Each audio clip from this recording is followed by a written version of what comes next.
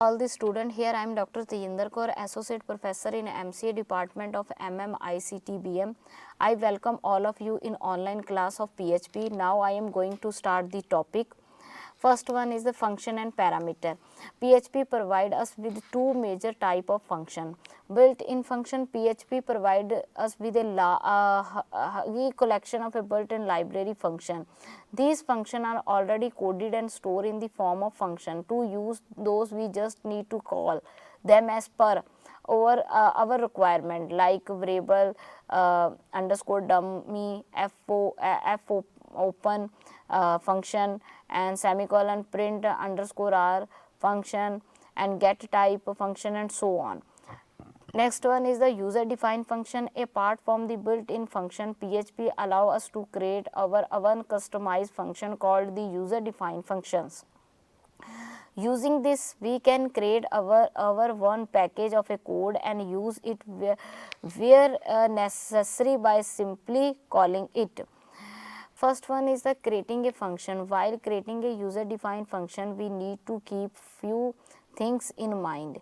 Any name ending with an open and close parenthesis is a function. A function name always beginning with the keyword function. To call a function, we just need to write its name followed by the parenthesis. A function name cannot start with a number. It cannot start with an alphabetical or underscore. A function name is not case sensitive. For example, start PHP function geek and echo print, this is geek for geeks, and calling the function geeks semicolon and end of the PHP. Next one is the function parameter or arguments. The information or variable within the function is parentheses are called parameters. These are used to hold the values executable during runtime. A user is free to take in as many parameters as he wants, separated with a comma operator. These parameters are used to accept input during runtime while passing the value, like during a function call. They are called arguments. An argument is a value passed to a function and a parameter is used to hold those arguments. For example, start PHP function along with the three parameter function progeeks $num1, $num2 and $num3 and $product equal to $num1 multiply $num2 and multiply $num3 and semicolon. Echo print, echo means print, the product is $product and last one semicolon is closing. And calling the function, passing the three argument progeek 2, 3, 5, and semicolon and one is after passing to a function. PHP allow us to via in which an argument can be passed into a function. Pass by value. On a passing argument using pass by value, the value of the argument gets changed within a function, but the original value outside the function remain unchanged.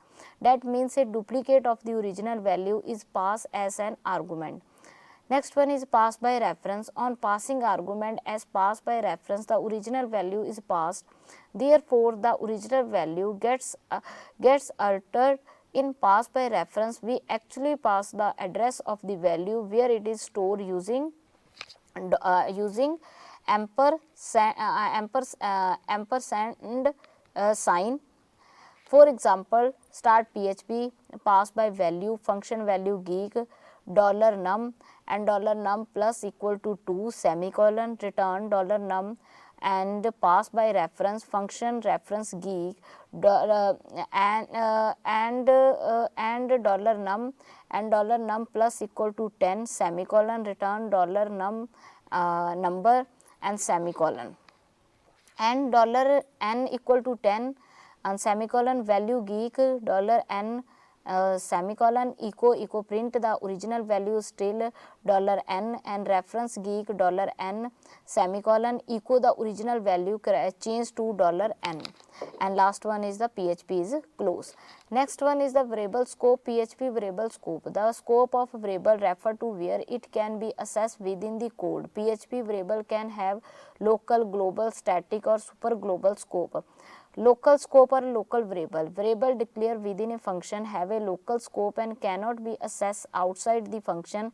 Any declaration of a variable outside the function with the same name as within the function is a completely different variable.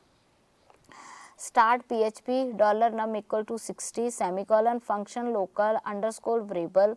This $num is local to this function.